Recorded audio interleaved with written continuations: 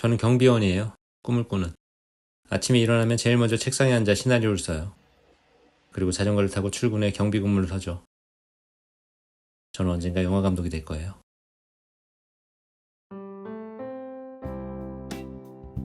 누구나 가고 싶은 도시가 있잖아요. 꿈에 그리는 도시.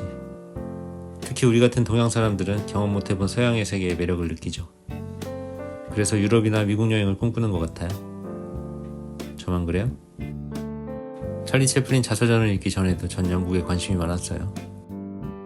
이상하게 재밌게 본 영화들 중에는 영국 영화가 많더라고요. 그래서 가야겠다 생각만 하고 있다가 최근에 여러 일들이 겹치면서 런던행에 불을 질러버린 거예요. 상해 17시간 경유 티켓을 끊었어요. 경비원이 주제 모르고 사치 부릴 순 없잖아요. 어차피 대기하는 거 상해 구경도 하고 맛있는 거 먹다가 런던 가려고 했죠. 근데 이렇게 될 줄은 몰랐어요. 공항에서부터 되는 일이 없었어요. 내리니까 비가 내리고 있고 경유 비자를 빨리 발급받아야 되는데 공안이 저를 붙잡고 여권을 계속 들었다 놨다 얼굴을 몇 번 확인하고 10kg짜리 배낭 메고 이리 갔다 저리 갔다 하는데 아주 정신이 없더라고요. 겨우 빠져나와서 고속 마그레브랑 지하철로 시내까지 갔을 때는 이미 가게들이 다 문을 닫은 상태였죠. 대만에서 다가오는 태풍 때문에 상해에는 알 수 없는 긴장감이 흐르고 있었어요. 지도를 보면서 한참 숙소를 찾아 걷다 보니까 작은 모텔 같은 게 나오더라고요. 난 분명히 호텔을 예약했는데 0.5성 호텔도 있나? 숙소에 들어가서 짐을 푸니까 10시쯤 된 것 같아요. 잠깐 쉬었다가 예원 야시장에 가려고 했어요. 근데 몸이 너무 무거웠어요. 전날 밤새워서 당직 쓰고 배낭을 계속 메고 다녔더니 다리가 풀려버린 거예요. 침대에 잠깐 뻗어서 폰을 켰어요. 예원 야시장 검색을 하고 있는데 뭔가 이상한 걸 발견했어요. 10시에 문을 닫는다는 거예요. 벌떡 일어나서 거리로 나갔어요. 그리고 마주한 예원의 거리는 배트맨이 튀어나올 것 같은 분위기였어요. 귀신의 집 같더라고요. 이상하다.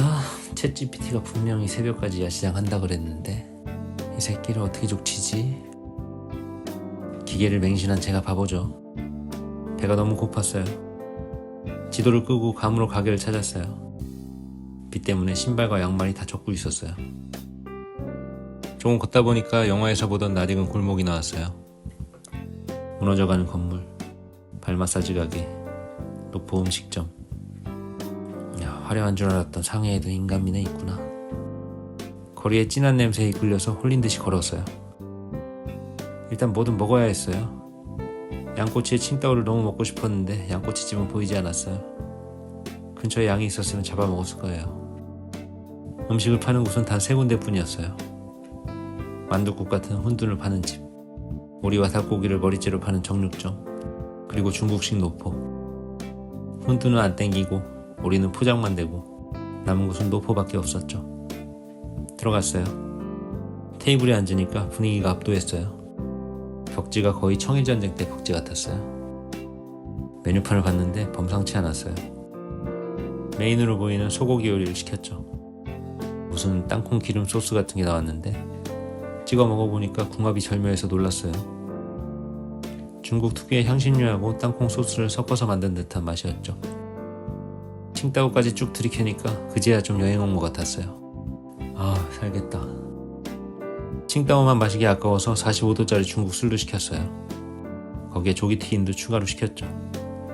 튀김옷이 얼마나 바삭한지 새우깡을 먹는 기분이었어요.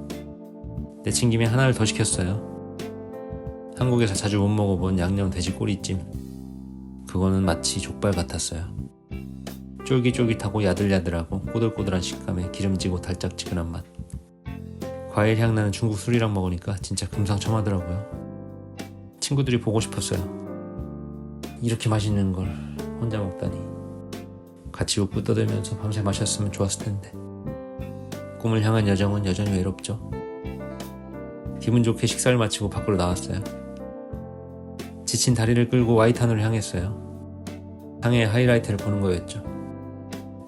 사실 상해 오기 전에 공부를 좀 했어요. 영국과 상해의 관계에 대해서.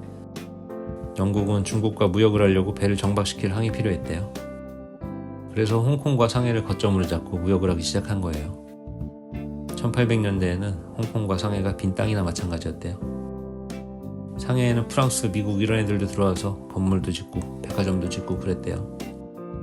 그때부터 시작된 세계 최대 무역 도시의 명성을 한눈에 볼 수 있는 데가 바로 와이탄이라는 거예요. 영국 런던의 흔적을 조금이라도 볼 수 있을까 싶어서 기대에 부풀었어요. 밤에 간 와이탄은 뵈는 게 없었어요. 완전 암흑이더라고요. 자정이 넘으니까 불을 다 끄나봐요. 맥이 빠졌어요. 뭐 계획대로 되는 게 하나도 없네. 런던 가도 이러는 거 아니야? 런던에 가는 이유는 따로 있었어요. 전 어렸을 때부터 코미디를 좋아했어요. 만화를 좋아하기도 했지만 그 안에 담긴 유머를 좋아했던 것 같아요. 왜일까요? 왜 그렇게 웃긴 걸 보면 위로가 됐을까요? 인생이 힘들었기 때문이죠.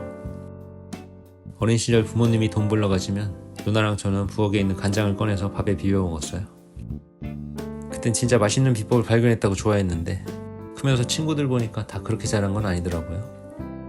그래서 우리 집과 다른 집이 다르다고 느꼈어요. 코미디를 좋아하는 건 그런 이유 같아요. 웃음은 모두에게 공평하잖아요. 웃긴 걸 보고 웃을 수 있는 자유는 신이 인간에게 준 선물 중 하나예요. 그 웃음을 주는 방법의 대가 중에 영국 출신이 많다는 게 왠지 우연 같지 않았어요. 주성치, 몬티 파이튼, 찰리 채플린. 왜 주성치가 끼냐고요? 주성치 형님은 출생지가 영국령 홍콩이에요. 어린 시절 영국식 교육과 영국 사회에 영향을 받은 세대였죠. 공교롭게도 주성치 형님을 기르신 어머니가 홍콩으로 이주하기 전에 사신 곳이 상해였어요. 그래서 런던 가기 전에 상해를 경유하면서 그런 문화적 특성이나 감성도 좀 보고 가려고 했었는데 뭐 보여야 말이죠. 아쉬운 대로 사진을 찍었어요. 사진은 잘 나오더라고요. 와이탄 바로 앞에서 제가 찍은 사진으로 와이탄 야경을 감상했어요. 이런 게 코미디죠. 다음날 아침 씻고 짐을 챙겨서 나갈 준비를 했어요. 공항 가는 길에 맛집에서 국수를 먹고 가려고 했죠. 호텔 문을 열고 나오니까 태풍이 저를 반겼어요. 밤사이 대만을 통과하고 상해까지 온 거예요. 식당으로 가는데 발 뒤꿈치에 통증이 느껴졌어요. 비 맞아서 젖은 채로 다니다가 닥터 마틴 뒤축에 쓸렸나봐요. 절뚝거리면서 식당에 들어갔어요. 국수와 훈뚠을 시켰죠. 맛은 괜찮았는데 창밖의 상황에 시선이 쏠려서 마음껏 즐길 수가 없었어요. 식당 한쪽에는 아주 큰 포스터가 붙어 있었는데 그 가게가 생겼던 1878년쯤의 풍경 같았어요. 유럽식 건물들 사이에 오가는 중국인들. 그 사람들을 알았을까요?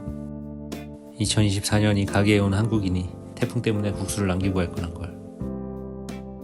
가게를 나왔을 땐 비가 사선으로 내리고 있었어요. 뒤집어지는 우산을 붙잡고 지하철역으로 향했죠. 태풍이 너무 세서 예정된 시간에 갈 수 있을지 걱정됐어요. 근데 공항에 도착하니까 항공사에서 표를 끊어주더라고요.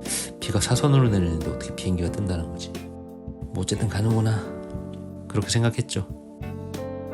근데 비행기에 탑승하고 나니까 점점 불안해졌어요. 1시간이 지나고 2시간이 지나도 비행기가 뜰 생각을 안 하는 거예요. 이럴 줄 알았다. 지연되는구나. 그래 좀 잠잠해질 때 뜨겠지. 안 뜨더라고요. 기내에선 간식을 제공했어요. 아직 멀었다는 듯이. 아니 어쩌면 결항이 될 걸 예상하고 미리 용서를 구한 걸지도 모르죠. 3시간이 지나도 비행기는 출발할 생각을 안 했어요. 아니 탑승한 뒤에도 결항이 되나? 챗GPT한테 물어봤어요. 네, 비행기에 탑승한 후에도 결항이 발생할 수 있으며 이는 최근에도 여러 차례 보고된 사례입니다. 그런 경우가 자주 발생한 곳이 어디지? 기상 변화나 공항 사정으로 인해 갑작스럽게 결항이나 지연이 발생하는 사례가 있습니다. 이러한 상황은 특히 환승 항공편이 많은 상하이에서 비교적 빈번하게 발생한다고 합니다. 만약 그대로 못 뜬다면 그날 일정 어떻게 되는지 생각해봤어요. 상해에서 시내를 구경해야 되나? 태풍이 오는데? 아 런던에 숙소 예약한 건 어떡하지? 그런 생각을 할 때쯤 창문에 맺힌 빗방울이 뒤로 밀리기 시작했어요. 비행기가 움직인 거예요. 드디어 출발을 한 거죠. 빗줄기를 뚫고 비행기가 달리기 시작했어요. 굉음을 내면서 달리던 비행기는 잠시 후 고요해졌어요. 구름을 뚫고 날아올랐을 때 저는 벅차올랐어요. 그리고 머나먼 비행을 시작했죠.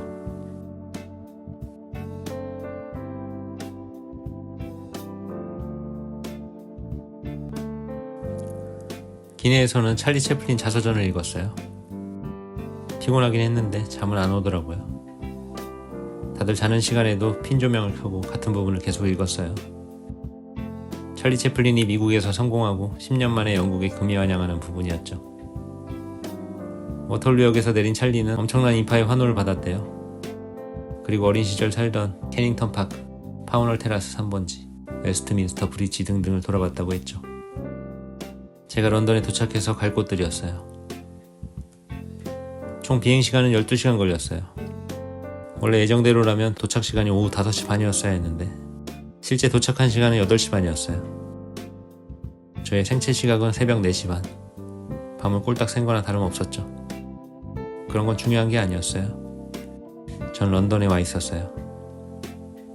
공항에서 지하철을 타고 워털루역을 향했어요. 지하철 안에는 외국 사람들이 많았지만 여전히 실감은 안 났어요. 그냥 서울 지하철에 외국 사람들이 좀 많은가 보다 하는 느낌이었죠. 워털루역에 내렸어요. 여기는 여행객들로 가득했고 다들 무거운 짐을 들고 있었어요. 지상으로 올라가는 에스컬레이터를 탔어요. 그렇게 느린 에스컬레이터는 처음이었어요. 지상에 올라왔어요. 워털루역에는 말 그대로 런던 사람들 천지였어요. 밖으로 나갔어요. 사람들 사이를 헤치고 지나가다가 발이 꼬여서 넘어질 뻔했어요. 옆에 있던 흑인을 붙잡고 겨우 섰어요. I'm sorry. 눈앞에 출구가 보였어요. 그 앞에 사람들은 안 보였어요. 출구를 향해서 앞으로 계속 걸어갔어요. 워털루역에 금이환영한 찰리 채플린이 생각났어요. 그리고 역 밖으로 나갔을 때 전 봤어요. 런던을 봤어요. 런던어들을 봤어요. 꿈속의 풍경을 봤어요.